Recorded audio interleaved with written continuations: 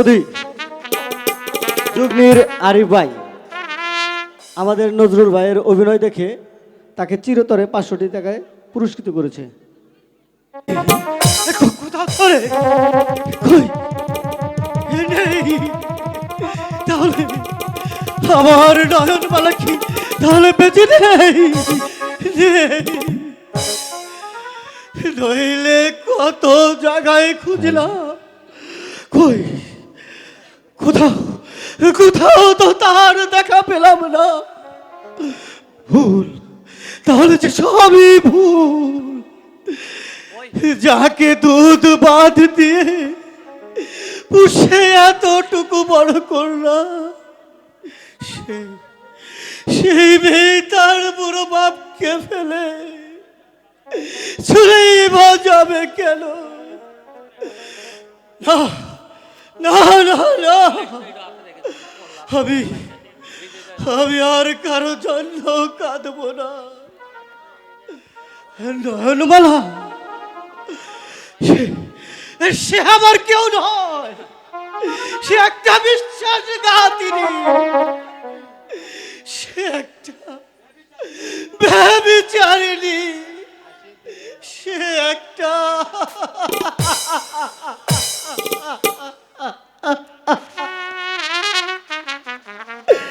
হারিয়ে গেছে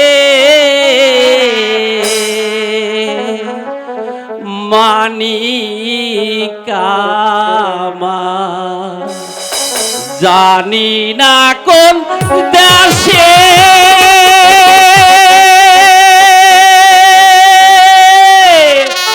হারিয়ে গেছে মালিকামার, জানি না কোন দেশে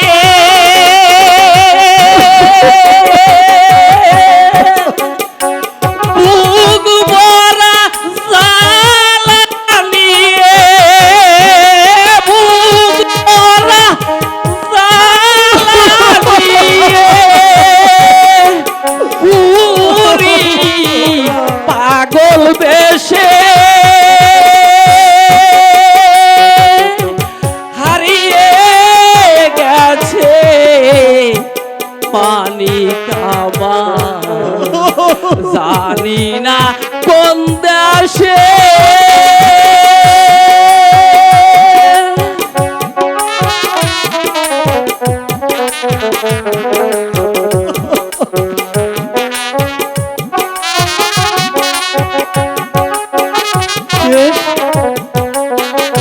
খালি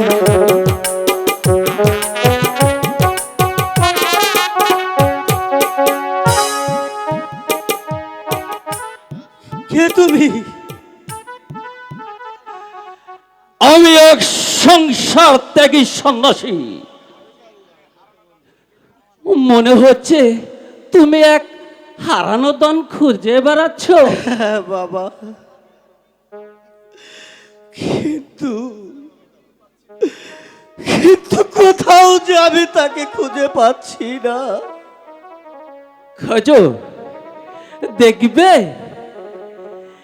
তুমি খুঁজো, দেখবে একদিন তুমি অবশ্যই খুঁজে পাবে, অবশ্যই খুঁজে পাবে। তাই যেন হয় বাবা, পাবো।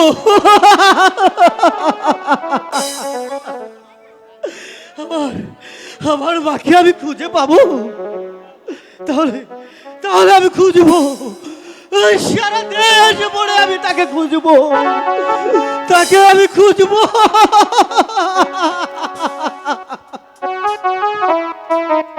কি করব ওগো ঠাকুর, আমার দুঃখের কি কখনো অবসান হবে না? আমি কি পাবো না আমার প্রেমের যোগ্য মর্যাদা? আমি গরিব ঘরে জন্ম নিয়েছি বলে কি আমার ভাগ্যে এত দুঃখ, এত কষ্ট তুমি লিখেছো? গরিবের ঘরে জন্মেছি বলে কি আমার এই অপরাধ? হয়তো তাই, নইলে চঞ্চল কুমারকে সত্যি যে আমাকে ভালোবেসেছিল, আমাকে নিয়ে তার ছিল স্বপ্ন, ভালোবাসা। তবে তবে আমাদের ভালোবাসা বাঁধন চিহ্ন করে সে আমার আমার হৃদয় থেকে সে হারিয়ে গেছে। না না না, আমি আমি আর পারছি না ঠাকুর, এই বিরহ যন্ত্রণা আমি আর সইতে পারছি না। এই দুঃখ থেকে তুমি আমাকে মুক্তি দাও ঠাকুর, মুক্তি দাও, মুক্তি দাও। দুঃখ কাহারে জানাই, দুঃখ কে বুঝিবে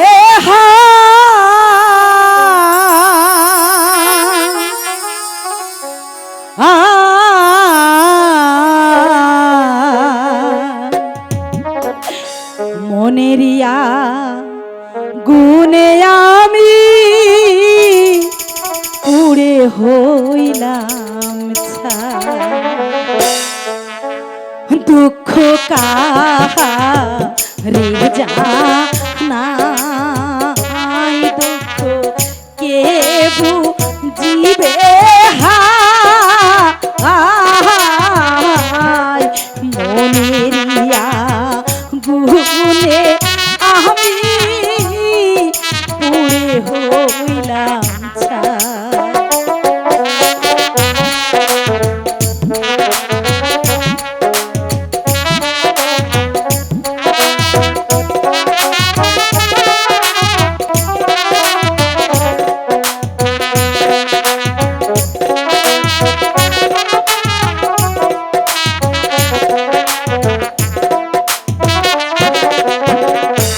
মনের দুঃখ মনে রইল,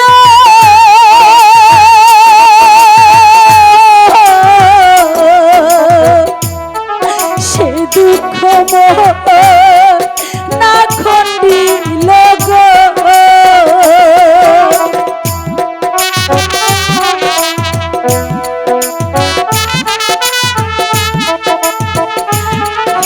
ঠাকুর, আমি যা সইতে পারছি না, সইতে পারছি না। মনের দুঃখ মনে রইল,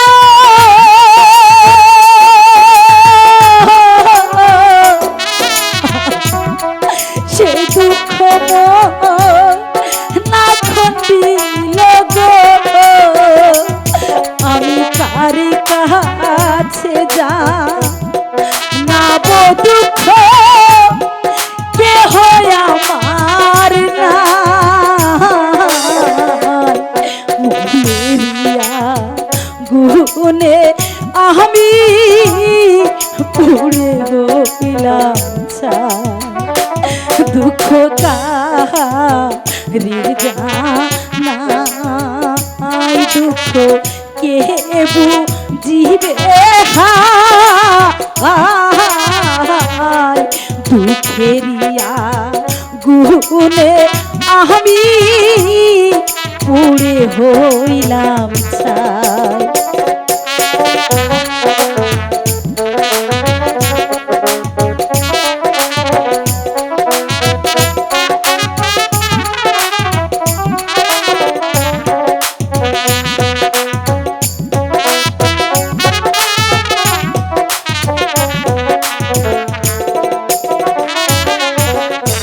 নিজের রোমদস্যে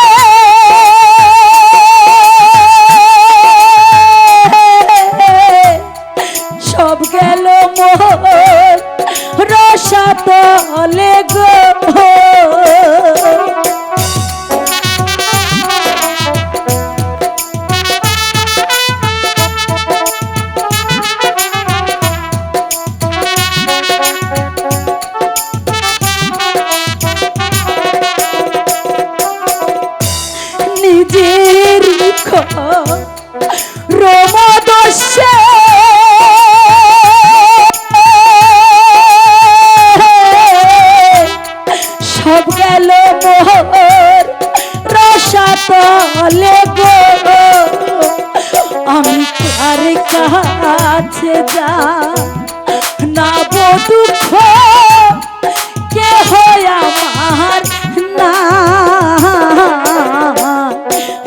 দুঃখেরিয়া গুনে আমি পুড়ে হইলাম ছাই।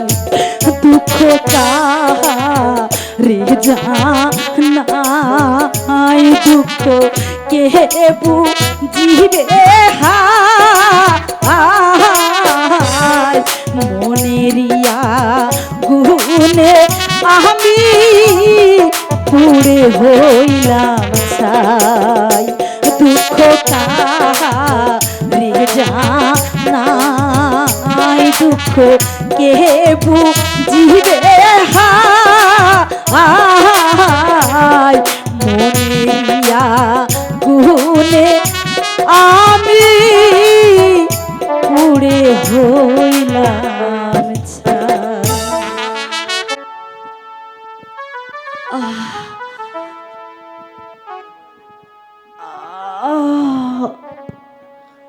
ইস, বড্ড বড্ড ঘুম পেয়েছে। না না, এখানে কেউ নেই, এখানে একটু বিশ্রাম নিয়ে নি, হয়তো ভালো লাগতে পারে।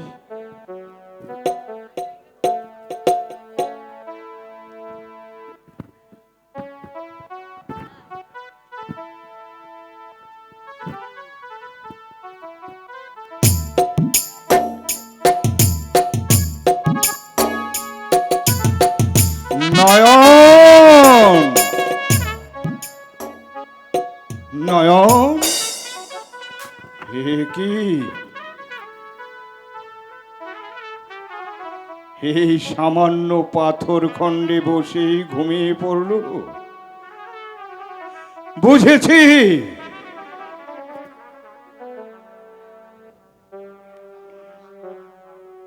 দুঃখের দাহনে সে আজ ক্ষত বিক্ষত,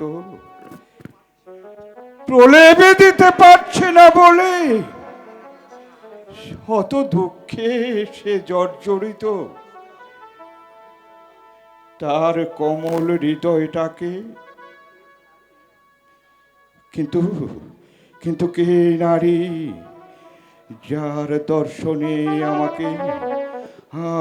আমাকে ফিরিয়ে নিয়ে যায় আমার সেই অতীতের পরিবেশে, যে অতীতের মর্মাতে ভুলতে গিয়ে আমি আজ জগাই চাঁদ থেকে হয়েছি কালো ডাকাত। সেই পিছনের ঘটনাগুলি আবার আমাকে পাগল করে তুলেছে। কিন্তু তার দর্শনে আমার অমন হবে কেন?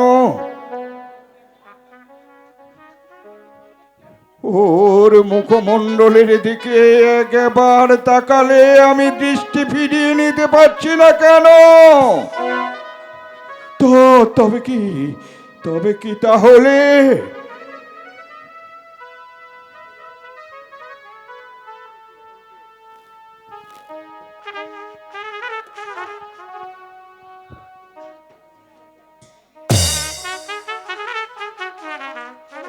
এই মুখ, এই চোখ ঠিক যেন আমার হারিয়ে যাওয়া চামেলি।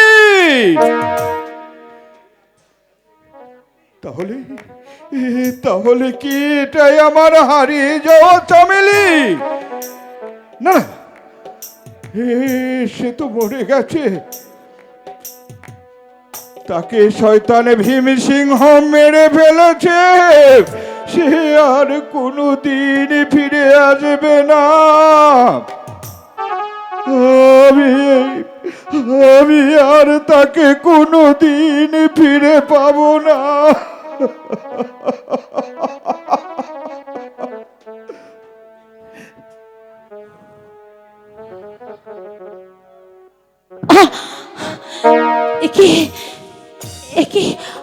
আপনি আপনি এত রাতে এখানে কেন?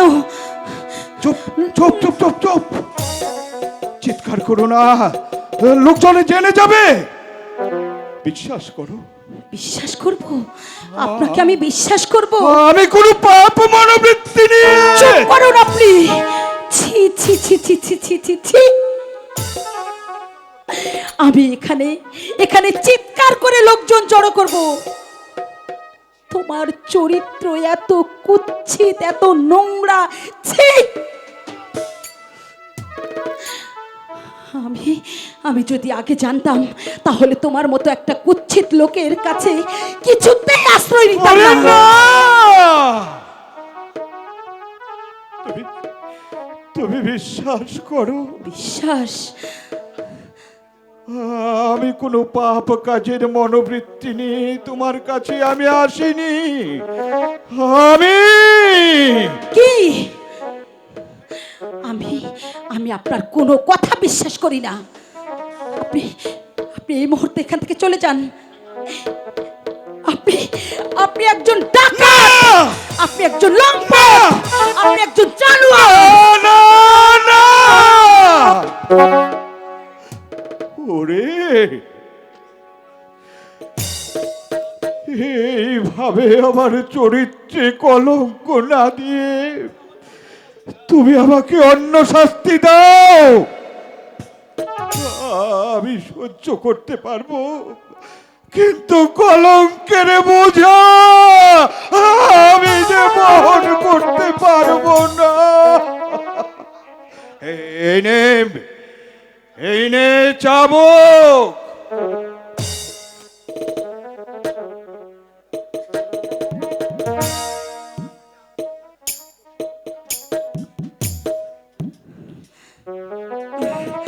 চালাও চালাও চাবুক।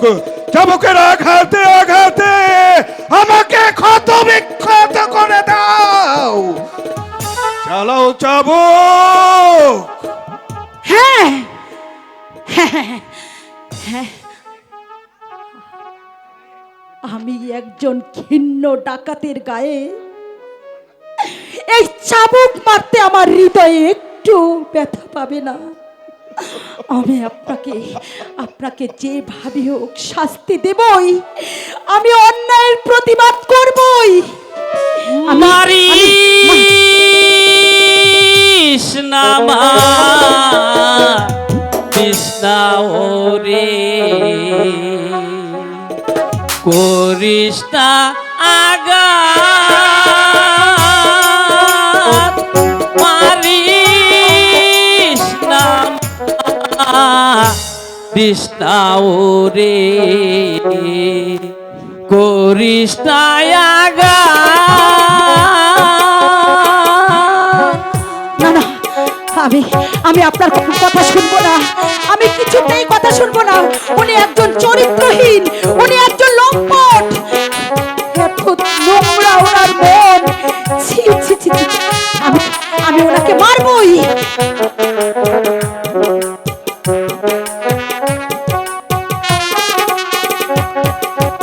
অনুতাপের অনুতাপে, অনুতাপের অসাগাতে জ্বলবে রে তোর আখি পাত।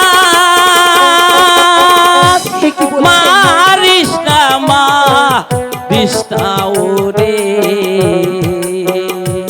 করিস না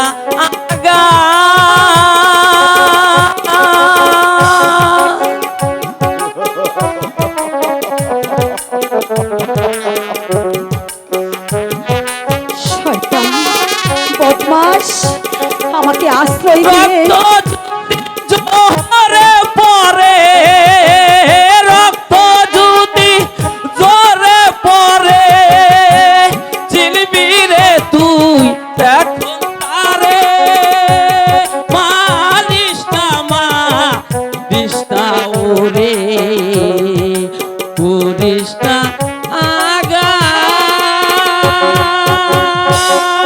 না, আমি আপনার কোনো কথা শুনবো না।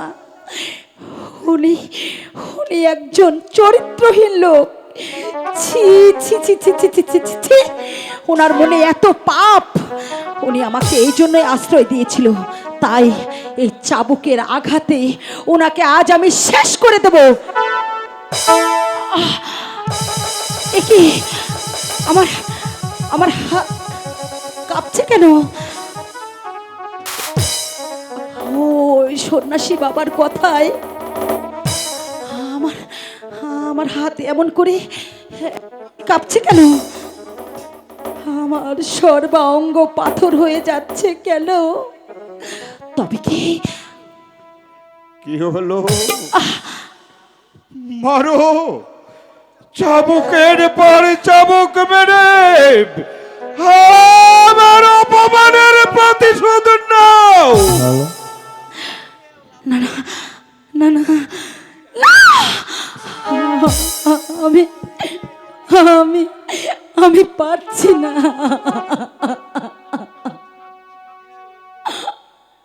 আমার আমার এই হাতটা কাঁপছে। আমি আপনাকে মারতে পারছি না।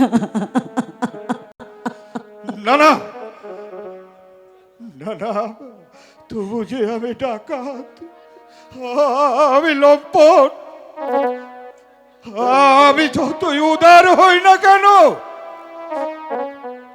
আমি যতই মহত্বের পরিচয় দেই না কেন, তবু তবু এই সমাজ আমার মহত্বের দাম কোনোদিন দেবে না, কোনোদিন দেবে না। তাহলে তাহলে তোমার হাত কাঁপবে কেন? আমার তবু তবু যে আমি আমি আপনাকে আঘাত করতে পারছি না। তুমি তুমি তুমি আমার অপরাধ ক্ষমা করে দাও। আমি আমি বুঝতে পেরেছি আপনি আপনি মোটেই চরিত্রহীন নয়।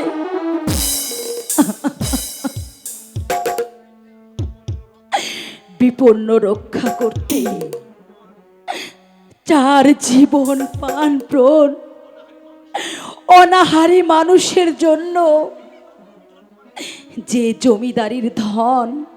জমিদারের ধন লণ্ঠন করে ক্ষুধার্ত জনতার মুখে তুলে দেয়,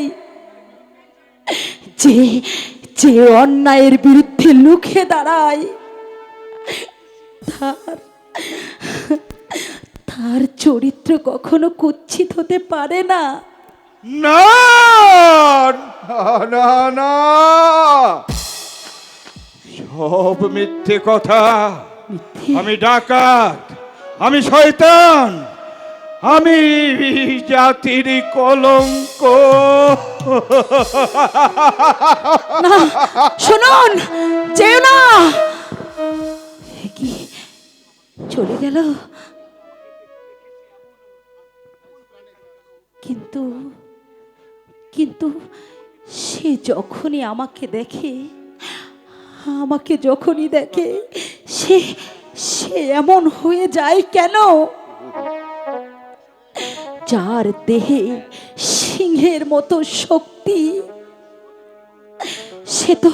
সে তো এত সহজে দুর্বল হতে পারে না। তবে তবে কিসের কিসের কিসের তার দুর্বলতা? এই সহজ কথাটাই তুই বুঝতে পারলি না? মানে এই ও যে তোর রূপে পাগল, চুপ করো। এই তোর প্রেমের বন্ধনে তোকে আবদ্ধ করতে চায়। ছি, চুপ কর শয়তান, চুপ কর। আর একবার যদি ওই ভালো মানুষের নামে কোনো কলঙ্ক দেওয়ার চেষ্টা করিস, তাহলে তোর জিহ্বাটা আমি উপরে টেনে ফেলবো। এই সত্যি কথাটা বলে ফেললাম বলে তুই রাগ করলি? এই এই মায়ের বলছি, এই ও যত চেষ্টা করুক না কেন, এই তোর কোনো ক্ষতি করতে পারবে না। কিন্তু কারণ এই সর্দার হয়তো বুঝতে পারেনি যে আমি তোকে কত প্যার করি। এই আয় নয়ন, এবার আমার বুকে এই ওখানে দাঁড়া, দাঁড়া বলছি, দাঁড়া। আর ছাড়। আর এক পাও যদি এদিকে আসিস, তোকে আমি এই চাকু দিয়ে তোর পেটটা আমি ফুটো করে দেবো শয়তান। বেরিয়ে যা, বেরিয়ে যা, দূর হ, আমাকে চক্রাঙ্গানি দূর হ বলছি। তুই যদি জেল খাতে দেখি তোমার শালি তোকে শয়তান, তুই আমার কথা শুনবি না? তবে রে শয়তান,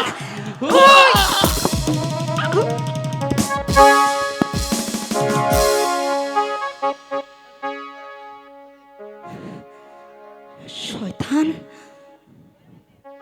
দেখ কেমন লাগে।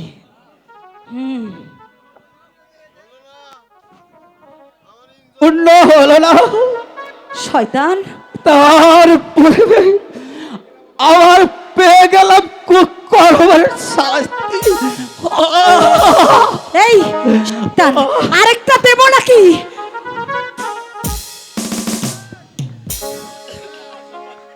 ওগো ঠাকুর, আমি আমি তার কোনো খারাপ কথাও শুনতে পারছি না। আমার মন বলছে সে খুব ভালো মানুষ, সে সে তার সাথে হয়তো আমার কোনো সম্পর্ক আছে। এমন কেন আমার মনে হয় ঠাকুর, কেন মনে হয়?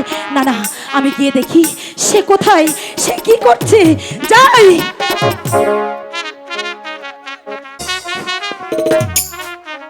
আমার পিতার ভাগ্যকে সুপ্রসন্ন করতে হলে আমাকে জল্লাদের রূপ ধারণ করতে হবে। প্রথমত মন্ত্রীর কুপুত্রটাকে করতে হবে নির্মমভাবে হত্যা। দ্বিতীয়, আমার পিতাকে সিংহাসনে বসানোর জন্য ওই রাজার কাছ থেকে একটা স্বাক্ষর নিতে হবে। তারপর আমার পিতাকে সিংহাসনে বসার পথ হবে পরিষ্কার।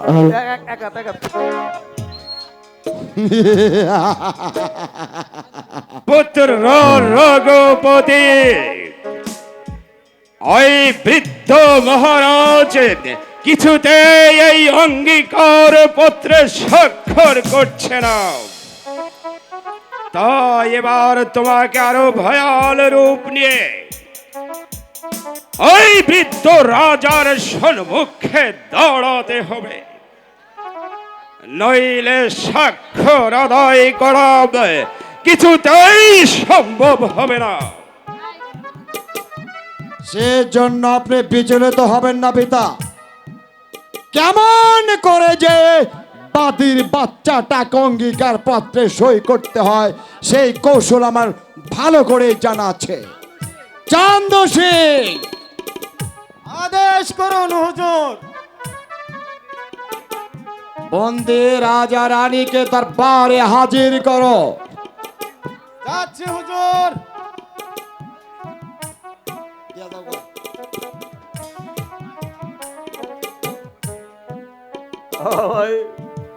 আমায় কেন স্মরণ করেছো রঘুপতি? এখন থেকে আমার পিতা এই সিংহাসনে বসে রাজ্য পরিচালনা করবে। সেই মর্মে আপনি একটা অঙ্গীকার স্বাক্ষর করে দেন। সেনাপতি চালাবে রাষ্ট্র? কে বলছো রঘুপতি? ঠিক রাজা, এবার আমি জানতে চাই আপনি দলিল সই দেবেন কিনা? না,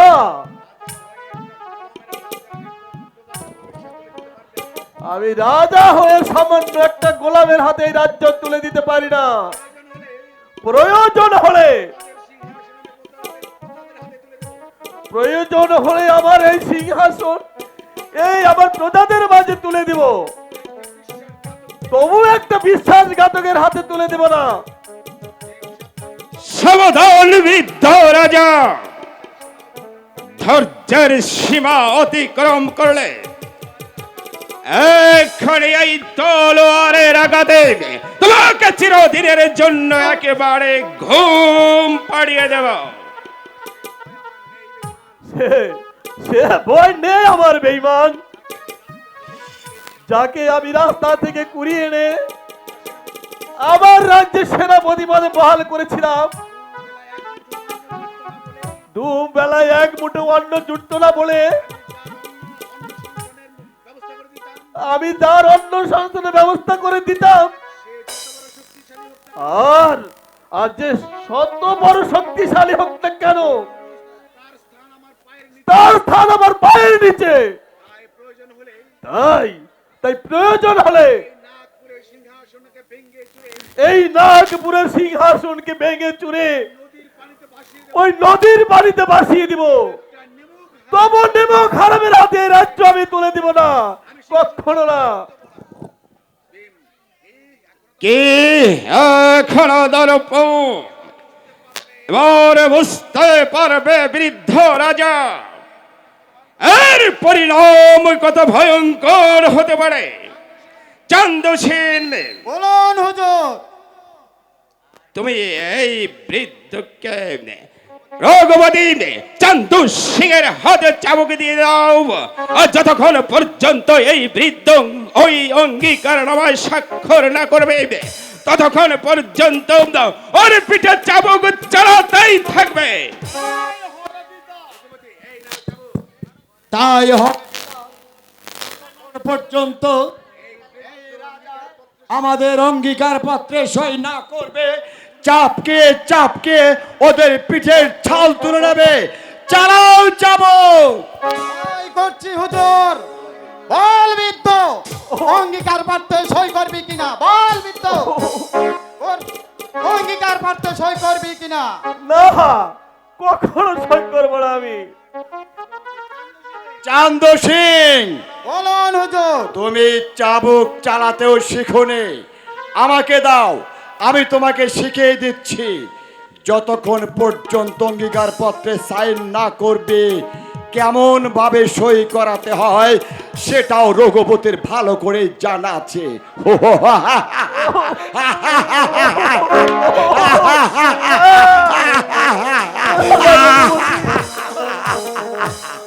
চালাও যাবো। তাই করছি হুজুর। বল অঙ্গীকার পত্র সই কে করবি কিনা? বল বৃদ্ধ, বল বৃদ্ধ।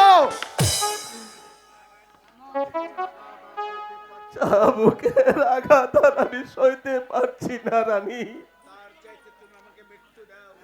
তার চাইতে তুমি আমাকে মৃত্যু দাও।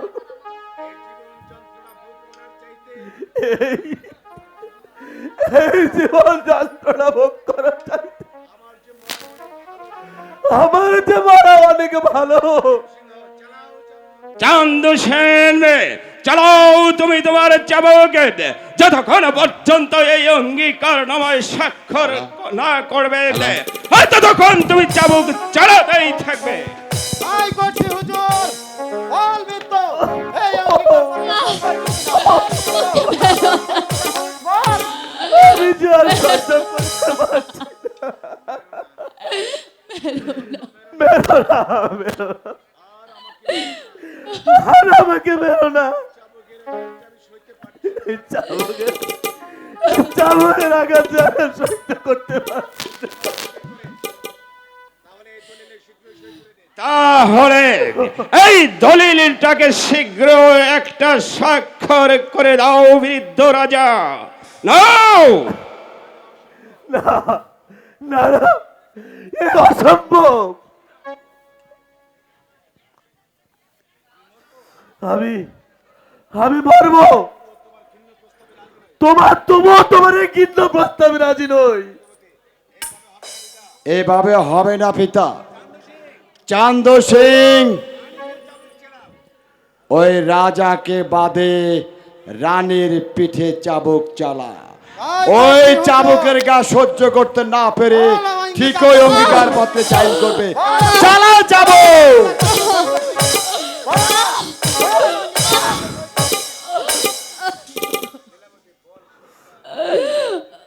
বল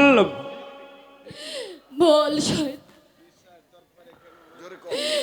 দরবারে কেন আমাকে ধরে এনেছিস? শয়তান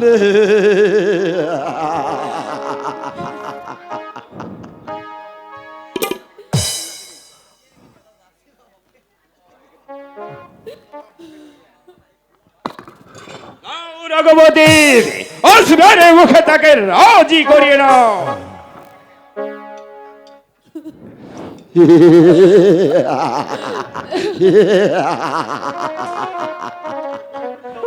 বল বল তোর স্বামীকে সই করে দিতে বল, তা না হলে তোকেই প্রথম হত্যা করব।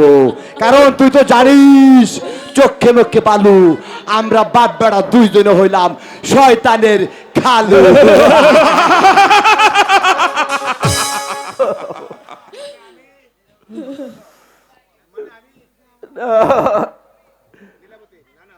না না মহারাজ, আপনি কিছুতেই রাজি হবেন না। আমার জীবনের বিনিময়ে হলেও হয় নাগপুরের ভবিষ্যৎ, তবে এই মরণ আমার অনেক সুখের হবে মহারাজ। তবু এই শয়তানের প্রস্তাবে কিছুতেই রাজি হবেন না মহারাজ। এখনো সেই দেমাক।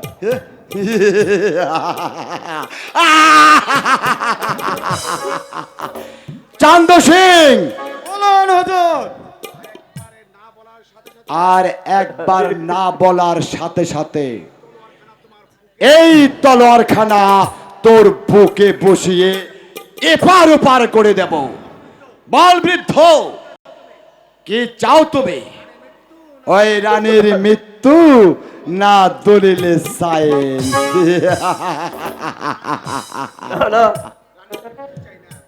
আমি যে রানীর মৃত্যু চাই না, তুমি ওকে হত্যা করো না রঘুপতি। দাও দাও দলিল, আমি সই করে দেব। না মহারাজ, আমি বলছি আপনি এই দলিলে সই করবেন না। রানী এই শয়তানের হাতে নিহত না হয়ে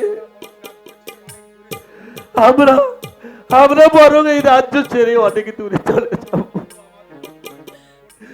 তবু যে আমাদের এই শয়তানের হাতে অপমৃত্যু ঘটবে না। দাও দাও সেনাপতি, এই দলিলটা আমার হাতে দাও।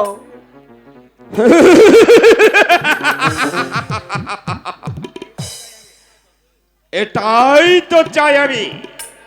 এই না, এবার দলিলে একটা স্বাক্ষর করে দাও। এই যে দিচ্ছি আব্বা হুজুর, কলম কিন্তু বুদ্ধি করে সাথে এনেছি। বেশে করেছ রঘুপতি, এবার একটা স্বাক্ষর করে দাও।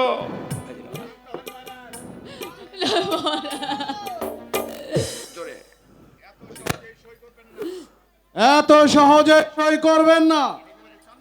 চন্দন, তোর মরার পালক গজিয়েছে, তাই আমাদের গহ্বরে প্রবেশ করেছিস। তার পূর্বে তোদেরকে হত্যা করে রক্ষা করবো চান্দু সিংকে। এবার তুমি আমার নির্ঘাত মরবে।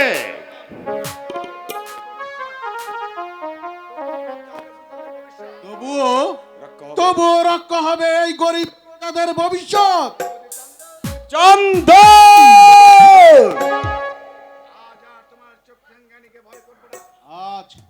আজ আর তোমার চোখ রাঙানিকে ভয় করবো না।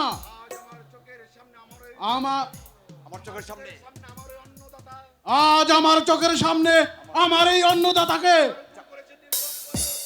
তার উপর করেছ নির্মম অত্যাচার। এই সেই অপরাধে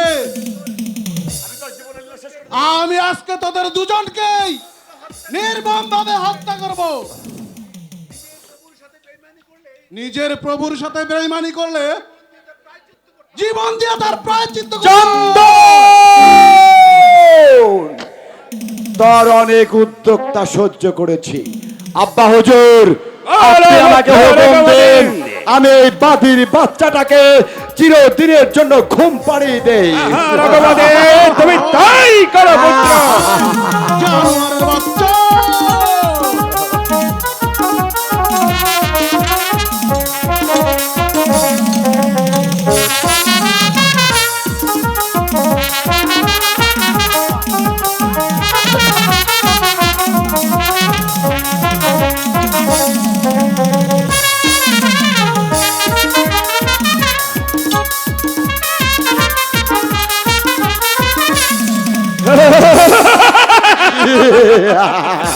ওকে রক্ষা করবে শয়তান।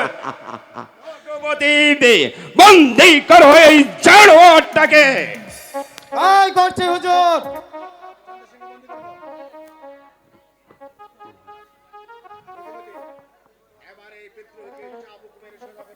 এবার এই বিদ্রোহের বাচ্চাটাকে চাবুক মেরে সোজা করে দেবে, যেন ভবিষ্যতে আমাদের বিরুদ্ধে বিরুদ্ধাচরণ করতে সাহস না পায়। দিয়ে যাও ওকে। এই করছে হুজুর। খামোশ বেয়াদব। চান্দ সিং, চালাও চাবুক।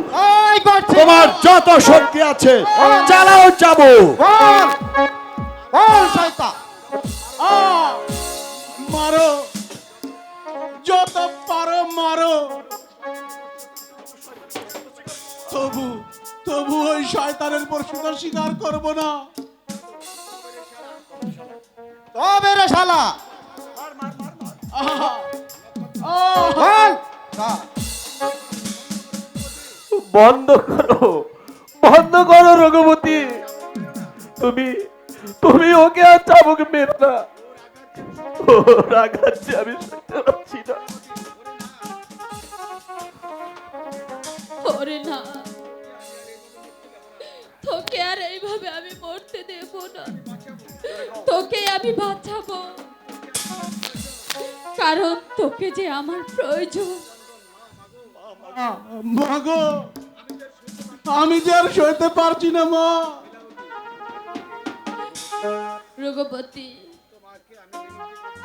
তোমাকে আমি মেনে তো করছি, ওকে আর তুমি একটু আঘাত করো না।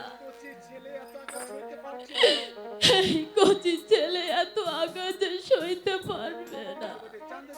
চান্দ সিং, বলুন হুজুর। এবার সবাইকে কারাকক্ষে নিয়ে যাও। এই করছে হুজুর। তারপর ডাকা হবে বিচার সভায়। যাও, নিয়ে যাও।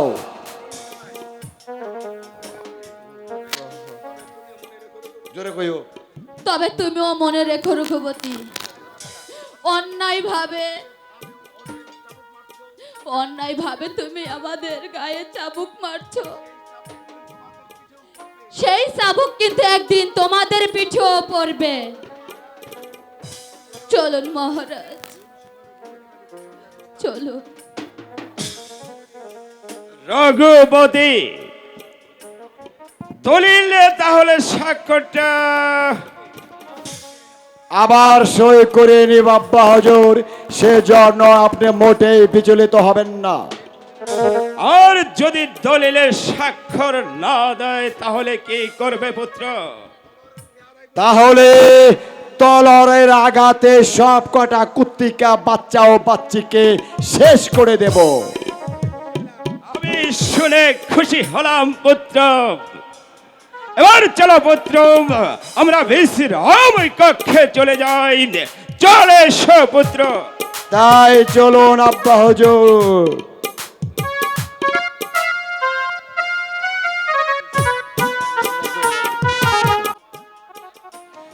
আমি কি কোনোদিন পাবো না আমার নয়নমালার দেখা, যার জন্য রাজপ্রাসাদ ছেড়ে আমি বনে বনে ঘুরছি, যার আশায় ভোগ বেলসার নালসার সব আমি ত্যাগ করেছি। বেকারির ন্যায় আমি জীবন কাটাচ্ছি। তাকে যদি আমার জীবনে নাই বা পেলাম,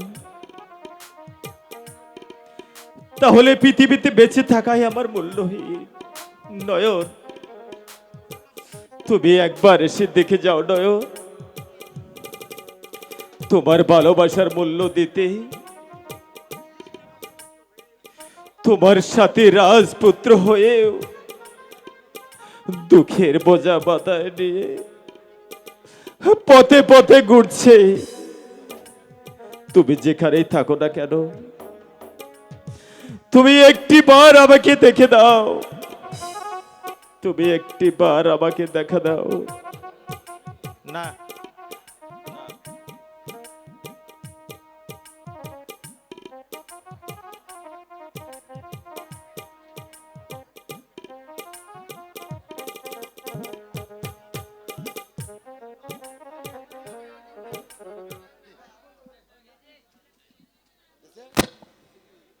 হ্যালো হ্যালো,